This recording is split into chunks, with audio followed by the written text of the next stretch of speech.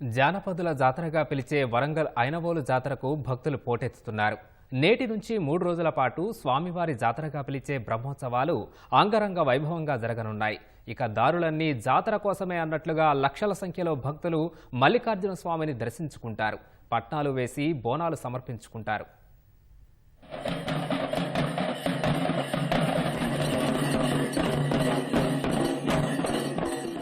సంక్రాంతి పండుగ వచ్చేసిందంటే చాలు ఊరంతా సందడే సందడి. ఇక దీనికి జాతర కూడా తోడైతే ఆ సందడి సంరంభం మాటల్లో చెప్పలేం. సంక్రాంతి పండుగ రోజుల్లో జరిగే వరంగల్ ఐనవోలు మల్లికార్జున స్వామి బ్రహ్మోత్సవాల ప్రత్యేకత అంతా ఇంతా కాదు. శివసత్తుల పూనకాలు, ఒగ్గు పూజారుల ఆటపాటలు, గజ్జెలాటల నృత్యాలు, పసుపు బండారిని మహాప్రసాదంగా భావించే భక్తజనం. గొల్లకేతమ్మ, బలిజ మేడలమ్మ సమేతంగా కొలువైన మల్లికార్జున స్వామి దర్శనానికి రాష్ట్రాలు దాటొచ్చే భక్తులు. ఇలా చెప్పుకుంటూ పోతే ఒక్కటేంటి, అన్నీ విశేషాలే.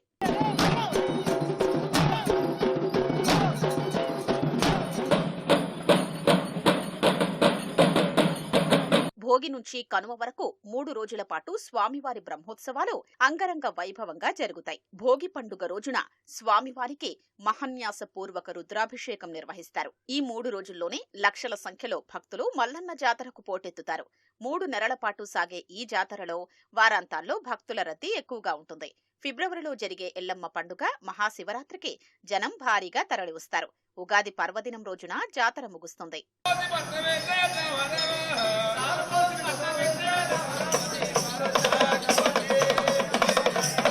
హనుమకొండ జిల్లా ఐనవోలు మండల కేంద్రంలో కొలువైన ఈ దేవాలయానికి ఘన చరిత్ర ఉంది. కాకతీయుల పాలనలో ఈ దేవాలయం నిర్మించినట్లు ప్రసిద్ధి. భక్తులు కోరిన కోర్కెలు తీర్చే కోరమీసాల మల్లన్నగా స్వామిని పూజిస్తారు. బోనాలు సమర్పిస్తే అనుకున్నది జరుగుతుందని భక్తుల విశ్వాసం. ఒగ్గు పూజారులతో భక్తులు పట్నాలు వేయడం ఇక్కడ ఆనవాయితీగా వస్తోంది. కుటుంబ సమేతంగా వచ్చి 3 రోజుల పాటు మొక్కులు చెల్లిస్తుంటారు. ఇక్కడ పసుపు బండారే ప్రసాదం. ఈ జాతరకు తెలంగాణ నుంచే కాకుండా మహారాష్ట్ర, కర్ణాటక, ఛత్తీస్గఢ్, ఆంధ్రప్రదేశ్ రాష్ట్రాల నుంచి పెద్ద సంఖ్యలో భక్తులు విచ్చేస్తారు. శ్రీ మల్లికార్జున స్వామివారి దేవాలయము, ఐనవోలు గ్రామము. ఈ దేవాలయము 9వ శతాబ్దంలో పశ్చిమ చాళుక్యుల 6వ రాజు అయినటువంటి త్రిభువనమల్లు బిరుదాంగదుడు విక్రమాదిత్యుడు నిర్మించినట్టుగా మనకు శాసనాల ద్వారా తెలియబడుతున్నారు. పరమశివుడు శరీరాకృతిలో ఉంటాడు. మల్లికార్జున స్వామిగా, గొల్లకేతమ్మగా మనకు గంగాదేవి, బలిజ మేడాలదేవిగా ఇక్కడ పార్వతీదేవి కొలువై ఉన్నారు గర్భాలయంలో. స్వామివారి విగ్రహాలకు ముందు మనకు నిర్విరాకార రూపంలో ఉన్నటువంటి శివలింగము కాకతీయుల చేత నిర్మించబడి ఉన్నది. అర్ధప్రాణమట్టి లింగము ఇక్కడ మనం ప్రత్యేకంగా చూడవచ్చు. గర్భాలయం వెనకాల నుండి కూడా మన ప్రదక్షిణ మార్గం ప్రత్యేకత ఈ ఆలయానికి. ప్రతి సంవత్సరము యథావిధంగా ప్రతి సంక్రాంతికి ఇక్కడ ఈ ఐలేని మల్లన్నకు వచ్చి ఇక్కడ బోనాలు సమర్పించుకొని గుడి లోపల నగరపట్నం సమర్పించుకోవడం మా పూర్వీకుల నుంచి ఆచారంగా వస్తుంది. అదే పద్ధతిని మా నాన్నగారు తర్వాత మేము కూడా దాన్ని కొనసాగిస్తున్నాము. మేము ఒగ్గు పూజారులము. చాలా ఏ విధంగా ఎంత కష్టం వచ్చినా, ఎన్ని బాధలు వచ్చినా సంక్రాంతికి ప్రతి సంవత్సరం మర్చిపోకుండా ఐలవేని మల్లన్న దగ్గరికి వచ్చి దర్శనం చేసుకొని ఇక్కడ పటాలు కొట్టడము, పూజలు చేయడము, ఇవి మేము మా వెలువెలుపు మల్లన్న దేవిని మరవకుండా పూజలు చేసుకుంటున్నాము. ఒక 15 సంవత్సరాల నుంచి వస్తాం మేము.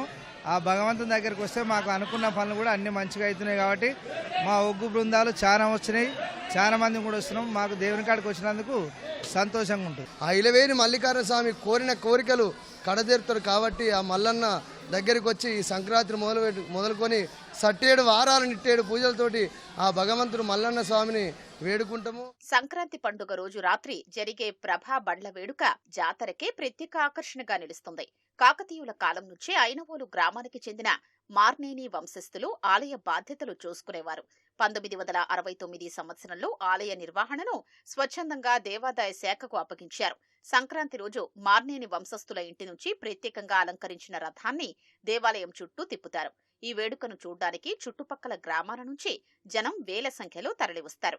ఐనవోలు శ్రీ మల్లికార్జున స్వామి బ్రహ్మోత్సవాలకు ఆలయ అధికారులు అన్ని ఏర్పాట్లు చేశారు. సంక్రాంతి నుంచి ఉగాది వరకు కూడా 3 మాసాలు కూడా ప్రతి ఆదివారం, బుధవారం కూడా ఈ ఉత్సవాలు జరుగుతుంటాయి. మెయిన్గా వచ్చేసి బ్రహ్మోత్సవాలు ఈ 3 రోజులు. ఈ 3 రోజులలో కూడా ఎలాంటి ఇబ్బందులు లేకుండా కూడా భక్తులకు అన్ని సదుపాయాలు ఏర్పాటు చేస్తున్నాం. ప్రత్యేకంగా క్యూ లైన్స్ ఏర్పాటు చేయడం జరిగింది, చలవ పందిళ్ళు ఏర్పాటు చేయడం జరిగింది, క్యూ లైన్లో తాగునీటి వసతి కూడా ఏర్పాటు చేయడం జరిగింది. 500 మందికి పైగా పోలీసులు జాతర భద్రతా ఏర్పాట్లలో పాల్గొంటున్నారు. 200 సీసీ కెమెరాల్ని ఏర్పాటు చేశారు. జాతరకొచ్చే భక్తుల కోసం ఆర్టీసీ ప్రత్యేక సర్వీసుల్ని నడుపుతోంది.